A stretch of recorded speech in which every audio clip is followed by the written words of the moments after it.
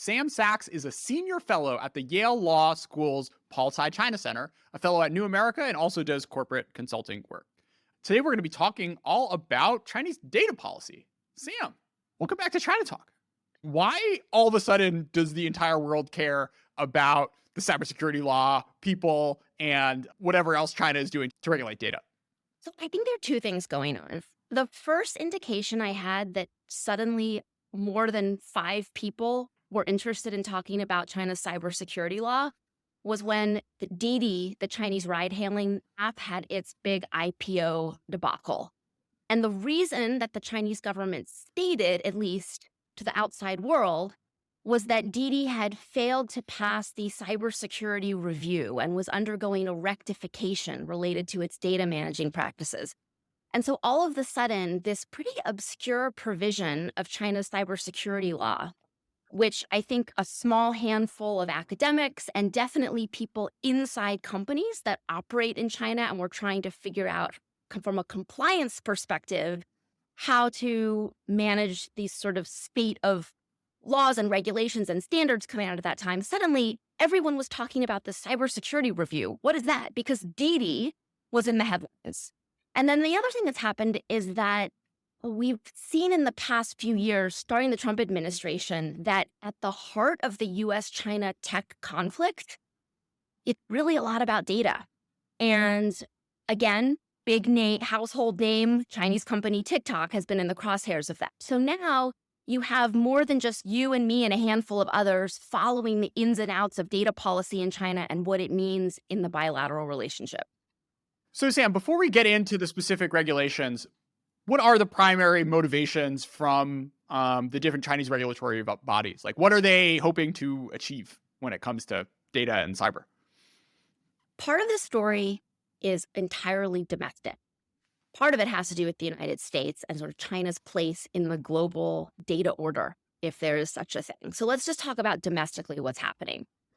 One of my good friends, who I don't have her permission to deliver this anecdote, but I'd love to give her credit for it, told me one time that she works in Shanghai and she was meeting with a Chinese company talking about one of the new laws that had just come out. And they were meeting with their Chinese regulator. And one of the questions that came up is, well, who in your company manages cybersecurity? And the answer was the Bao An, the security guard. And I love this story because it is so telling about sometimes those are very common sense and there's nothing nefarious, even though I think in the United States, we want to make everything nefarious in China. The cybersecurity law, which is the center of this data governance system, which there have been iterations on it since 2017, but the cybersecurity law at its core, I think, comes down to that the cybersecurity maturity of so many Chinese companies was so low that the Bao An, the security guard, was their cybersecurity point person. And I think that there was a recognition that the digital economy is a big part of China's model shifting from sort of low value add export driven growth to this sort of new economy. And particularly now, given all the economic pressure China's under, having a secure online space where people didn't feel like they were going to be defrauded and being able to say someone besides the Bao An is in charge of this matters. So I think there are genuine concerns around that. Chinese consumers online have been calling for more protections around how their data is handled. The other factor, and this comes out to the data security law, which took effect 2021, I think there's a massive organizing and inventory exercise going on where the Chinese government wants companies they want to understand what data assets do companies actually have. Because they recognize that data is what they call the fifth factor of production. It's a strategic part of the economy after land, labor, and capital. And so part of the data security law was just getting companies to look at what data assets are they collecting, acquiring, sharing, and with whom, just so China's leadership could get a hold on, we have this strategic economic asset in the form of data, but we don't really know who has what. And I think that was another big part of it. And there's a significant political power in the companies that have these troves of data.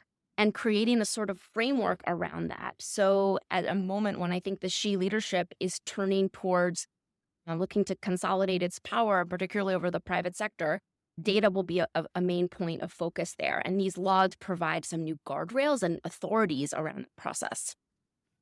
So yeah, let's talk about the laws. Maybe we'll do like a little power ranking. What is the one that gets CISOs most shaking in their boots? I like the question of what gets CISOs shaking in their boots. I think that's a great way to look at it. Because let's hone in on like, what are the big questions around this? Like there are literally hundreds of some mandatory, some recommended, but maybe actually really required, but we don't know exactly, standards around data, around information systems, network infrastructure. What are the things that I think from a domestic or multinational company perspective, what is causing the most concern? I would say, what are the big questions is what kind of data will be required to be stored on local servers? And will the Cyberspace Administration of China, China's all-powerful cyber regulator, will they allow outbound transfers of that data? And when the cybersecurity law first took effect in 2017, I think people were really worried about data localization. But the truth is, a lot of those restrictions were not fully implemented. And so many companies operating in China were still sending a lot of data out of the country. They were really operating in that gray zone. When the data security law and personal information protection law took effect in 2021, there was a lot of gloom and doom in the corporate sector because it seemed like that sort of gray zone allowing outbound data transfers was going to go away because suddenly the requirements appeared as written much more strict. So I would just bucket first big issue of concern. Data localization really matters for global operations for companies. The other one has to do with whether the United States will be able to access data that's stored in China for law enforcement purposes. So we often, from the view sitting in Washington, we hear a lot of worries about, will this Chinese software app be sending American sensitive data to China? Well, in China, they're really worried about the opposite of that. And so one of the most significant parts of the data security law is it creates a blocking mechanism where it says we can actually compel companies to not share their data with foreign law enforcement. And this has been a long-standing concern. There's a hypothetical example that always comes up. Say Microsoft is hypothetical. Microsoft China has a joint venture in China to offer cloud. If Microsoft China is collecting data on Chinese citizens, could Microsoft be compelled by the US government to share that data with law enforcement or national security, even though it's held in China under the US Cloud Act, and I'm not going to get into too many details. Anyway, you see where this is going. Both sides are looking to wall off their data access to the other. So there are a number of areas like this that I think have anyone that's doing cross-border business a bit concerned. So Sam, maybe now's an interesting place to get to TikTok, which I think is the sort of data localization, where are the servers question, which has gotten the most press over the past few years. Are the US and Chinese just misinformed in wanting to do this? What's your view? I think the listeners of this podcast probably have a pretty good sense of where I stand on this topic, so we don't need to rehash that. But what's your take, Sam, on what doesn't make sense from a broader, national interest perspective when it comes to those sorts of data? I think this is like the blueprint for what the future looks like. In order to operate in one of these regions, you partner with a local company. That local company serves as your data controller and has complete ability to vet who's accessing the data and where, what kind of online content is being promoted and where. There's some similarities with, say, the Apple Guizhou Cloud agreement. There's some similarities with a, Microsoft Deutsche Telekom agreement. And so I think what we're beginning to see is this model, which is what sort of global data flows and operating in third countries of the future will look like. And it's the question of, is this the path we're on? It's an interesting point, Sam, this idea, this model. My personal take is that TikTok itself is just going to be too toxic to be able to convince enough Congress people that this is something that they can be comfortable with to move forward. But I might be wrong.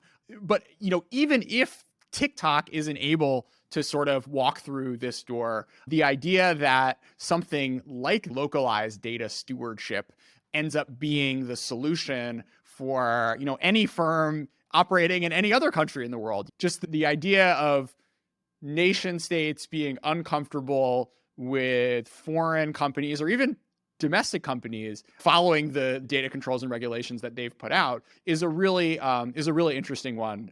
It's sort of another reason, going back to the beginning, of like why to care about this stuff, is that the sort of China plus data questions will end up being relevant not just for companies that are operating in and inside of China, but potentially as you give us a window into the future of what all firms operating internationally will have to deal with. I think that's right. I will say, in terms of the environment being so toxic, I agree it is very toxic, but I also understand that these very detailed negotiations with CFIUS have been ongoing, and that like credentialed, serious national security, cybersecurity people are part of informing that process. And so if you have let's just say it, you have TikTok as a massive competitor to Meta, and you have a Chinese parent company serving as like one of the most important competitors to a major American social media platform at a moment when we're really concerned about the concentration of power. We're really concerned about misinformation online. We're concerned about data brokers operating around the world. So we ban TikTok. We force a sale. That data right now is completely unregulated on other social media platforms. Meta can turn around and sell that data via an open commercial market of data brokers to any foreign adversary it likes. And so what's happened is, by funneling everything through a China national security threat, we haven't actually solved some of the core problems that I think are enabling social media to really destroy the fabric of American society and democracy. So you had a big point. I'm going to make a little point. Our former boss, David Gordon, once told me this anecdote from the George W. Bush era. So if folks remember, Dubai Ports World was going to make an acquisition of an American port. And it was, in fact, like not a scary thing at all. Like they had run the sort of whole due diligence behind it, and like, Dubai was an ally. Whoever presents it goes to George W. Bush and goes, look, we have this like great scheme. There's this like really creative thing we're going to be doing. And like, it's really totally fine. It's not a national security risk at all to sell this port to Dubai Ports World. And W goes, sounds great. Can't do it. Sorry. This topic's too hot. I'm going to stop this deal. So this all may be true, but I think there's a way in which the sort of political maelstrom either prompts a congressional response to force the administration's hand, or at the end of the day, the Biden administration just like decides that they don't want to be on the side of a Chinese social media firm when push comes to shove and they have to make a decision. Let's talk a little about foreign firms in China. What are the sort of special considerations that they're having to deal with in light of new regulations over the past few years?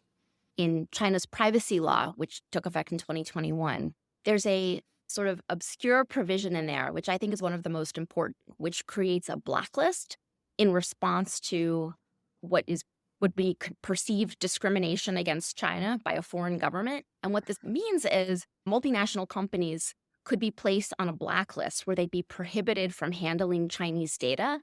What is so important about it is this could potentially impact companies that aren't even operating in China. If you're handling Chinese citizens' data anywhere in the world, say you're servicing another company that is, you would be prohibited under this blacklist. And I think this is one of the tools that China has in its toolkit if it wanted to retaliate against the United States for a number of actions that we've seen or policy proposals in the so-called tech Cold War, although we don't want to use that term because I know a lot of people don't like that term. But this is something that I think would have really significant ramifications if they decided to use it. Yeah, it's interesting thinking about the sort of response function. But I wonder if on the software side, if we end up in a worst case scenario for TikTok, what that means for US firms in China. This is certainly something that I would look at. But it is, to your point, it's interesting, right? Even in like the heyday in the Trump administration, when Huawei first was in the crosshairs, at one point we thought that Huawei's lifeline with TSMC was going to be cut off. Even then, you're talking Huawei, Taiwan, chips. It doesn't really get more impactful than that. And I think there's still a sort of interest in keeping flows of foreign investment and talent and know-how going into the country. And maybe if anyone wants to try to find a constructive solution here, that might be something to explore. Yeah. I mean, it is striking that there's been a whole lot of economic coercion over the past 5 years, but it's all been China relative to countries that are, one half, one third, 1/10 its size. And that, that calculus may change. But I think you're right, Sam, that there's something there that the sort of Chinese government doesn't want to necessarily push into a spiral, which could get even more dramatic on the sort of tech war stuff. Maybe just because they think they have more to lose. I think there's still a lot of open questions around how far is this stuff going to go. So I think it's like both sides have put in place the policy infrastructure, but I think there's this recognition that at the end of the day, if we take them to their full effect, there are catastrophic effects to the global economy. And I think the question is, how far are people willing to go? And there's still significant debate in both capitals between hawks and pragmatists about where this is going to go, how far to take the policy infrastructure. Thanks again to PolicyWare, and help support China Talk by heading to policyware.org/ChinaTalk for more info. Sam Sachs, thanks so much for being a part of China Talk. Thank you, Jordan.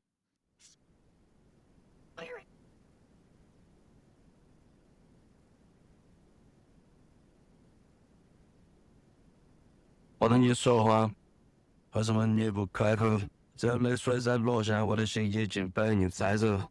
Baby, do you love me? Yes. Baby, do you want me? Yes. 我只想看到你说 yes， 我只想听你说 yes. Do you love me? Yes. Do you want me? Yes. 我是不小心 yes， 每天很想你 yes， 我一来回答是 yes。Yeah, yeah, yeah， 我一来回答是 yes, yeah, yeah。